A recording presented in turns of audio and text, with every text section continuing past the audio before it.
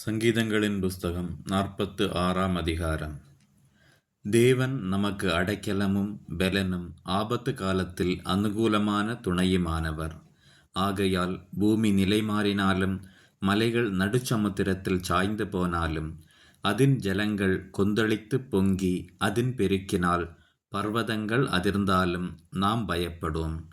ஒரு நதியுண்டு, அதன் நீர்க்கால்கள் தேவனுடைய நகரத்தையும் உன்னதமானவர் வாசம் பண்ணும் பரிசுத்த ஸ்தலத்தையும் சந்தோஷிப்பிக்கும். தேவன் அதன் நடுவில் இருக்கிறார், அது அசையாது. அதிகாலையிலே தேவன் அதற்கு சகாயம் பண்ணுவார். ஜாதிகள் கொந்தளித்தது, ராஜ்யங்கள் தத்தளித்தது.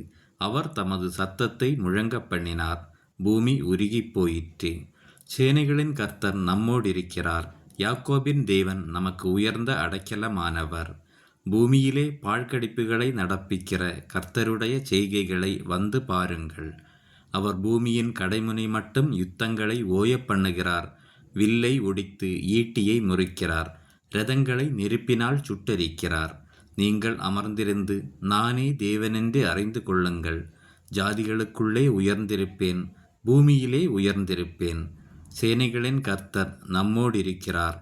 யாக்கோபின் தேவன் நமக்கு உயர்ந்த அடைக்கலமானவர். ஆமேன்.